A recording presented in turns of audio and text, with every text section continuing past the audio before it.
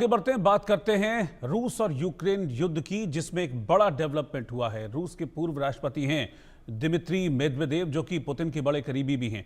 वो सीधे तौर पर चेतावनी दे रहे हैं कि यूक्रेन से युद्ध अगर और लंबा चला और बढ़ा तो फिर पश्चिमी देशों पर अटैक हो जाएगा।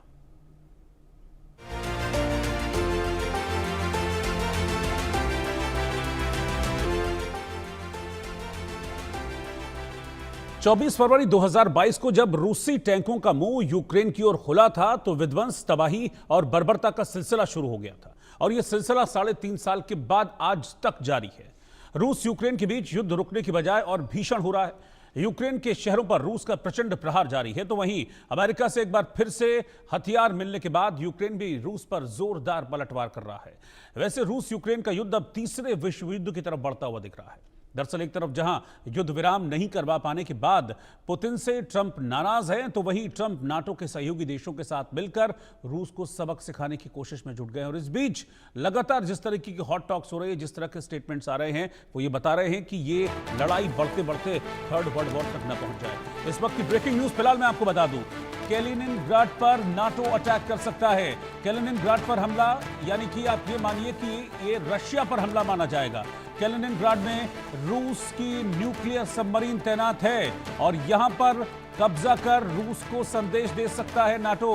रूस का हिस्सा है कैलिनिनग्राड। इस वक्त की ब्रेकिंग न्यूज मैं आपको बता रहा हूं, इस एरिया में रूस की जो न्यूक्लियर सबमरीन है वो तैनात है और खबर यह मिल रही है कि नाटो यहां पर अटैक कर सकता है। और आप सोचिए कि जहां पर रूस की न्यूक्लियर सबमरीन तैनात है और यहां पर अगर नाटो अटैक करता है तो ये डायरेक्टली आप ये समझ लीजिए कि ये एक बड़ा स्ट्रॉन्ग मैसेज जाएगा। हालांकि जिस तरह की चर्चाएं पिछले दिनों चल रही थी कि नाटो भी रूस नाटो पर अटैक कर सकता है, इस तरह की चर्चाएं भी चल रही थी, लेकिन अब खबर उल्टी आ रही है। खबर यह है कि नाटो कैलिनिनग्राड पर अटैक कर सकता है और इसको डायरेक्टली रशिया पर हमला माना जाएगा, यानी कि ये जंग और एस्केलेट होगी। एक तो वैसे ही थमती हुई नहीं दिख रही है जंग कहीं से कहीं तक भी, क्योंकि 3.5 साल का एक लंबा वक्त हो चुका है। फरवरी में 2022 में जंग शुरू हुई थी, अब 2025 के मिड में इस वक्त हम आ गए हैं। अभी तक ये जंग खत्म होने का कोई भी आसार दिख नहीं रहा है। और ऐसे में अगर बड़े अटैक्स हुए या रूस की न्यूक्लियर सबमरीन को निशाना बनाया गया तो फिर इसके क्या आफ्टर इफेक्ट्स होंगे,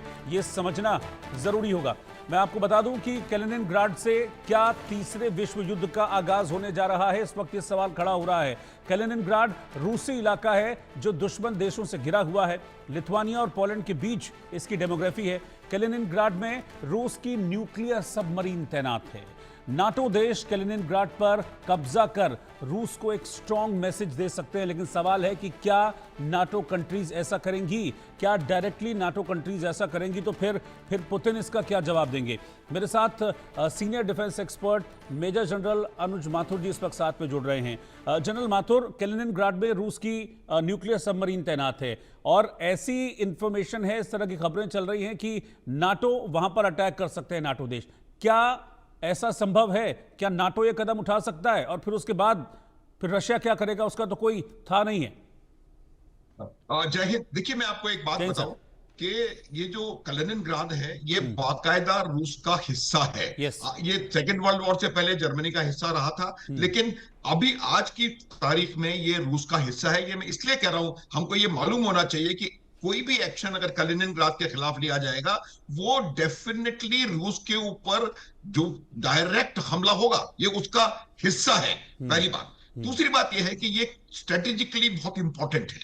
रणनीतिक दृष्टि से ये बहुत जरूरी जगह है, क्योंकि यहां पर रह करके वो बाल्टिक जो सागर में अपना जो इन्फ्लुएंस है उसको यहां से वो कंट्रोल करते हैं रशियंस। दूसरी बात, तीसरी बात यह है कि ये रशिया का एक बहुत बड़ा लॉजिस्टिक्स एरिया है। आपको अगर याद हो तो अभी कुछ दिन पहले हमारी नेवी में एक शिप कमीशन हुआ है। वो शिप कहां बना है? वो शिप कैलिनिनग्राड में बना है। तो ये कैलिनिनग्राड जो है उनका एक बहुत बड़ा शिपयार्ड भी है और एक बहुत बड़ा उनका उनका उनका मिलिट्री बेस सेंटर होने के अलावा लॉजिस्टिक्स का एक बहुत महत्वपूर्ण उनका उनका केंद्र है। तो ऐसी जगह पर अगर आप डायरेक्ट हमला करेंगे तो मुझे लगता है कि ये डेफिनेटली रेड लाइन की क्रॉसिंग होगी। और जैसा कि आपने बताया कि उनकी न्यूक्लियर सबमरीन ऑलरेडी वहां पर डिप्लॉयड है, तो ये कहीं ना कहीं मुझे लगता है कि वर्ल्ड वॉर भी ट्रिगर तो करेगा, तो उसका तो पूरे पूरे चांसेस हैं ये कहीं कोई न्यूक्लियर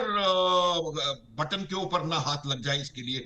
तो मेरा ये मानना है, हालांकि बहुत ज्यादा इसके बारे में बातचीत हो रही है और इसको दबाया जा सकता है क्योंकि ये रूस से दूर एक अलग एनक्लेव है और ये पोलैंड और लिथुआनिया से घिरा हुआ है। ये इस एनक्लेव को हमला करके कैप्चर करना बहुत ज्यादा मुश्किल नहीं होगा, लेकिन मेरा मानना यह है कि अभी भी नाटो शायद इसके लिए तैयार नहीं होगा, क्योंकि इसका अर्थ है कि नाटो और रूस की डायरेक्ट वॉर शुरू हो जाएगी। उसका बिल्कुल साधारण भाषा में मायना है कि वर्ल्ड वॉर तो शुरू हो गई, और अगर और कुछ ज्यादा उसमें एक्टिविटी हुई तो ये कहीं ना कहीं ये न्यूक्लियर की तरफ ना बढ़ जाए। तो मेरा मानना है कि अभी भी नाटो कॉन्सेंट्रेट करेगा कि वो यूक्रेन को मदद करता रहे, यूक्रेन के मार्फत वो रूस को नुकसान पहुंचाता रहे और उनके थ्रू रूस के ऊपर दबाव बनाता रहे, और नया फ्रंट ना खोल करके, और खास करके कलिनिनग्राद जो कि मेरे हिसाब से बहुत इंपॉर्टेंट, उनके गले की नस जैसा ये बात हो रही है पिछले कई दिनों से कई जगहों पर, वैसा इतना इंपॉर्टेंट जगह है उनके लिए। तो मुझे लगता है नाटो अवॉइड करेगा अभी हमला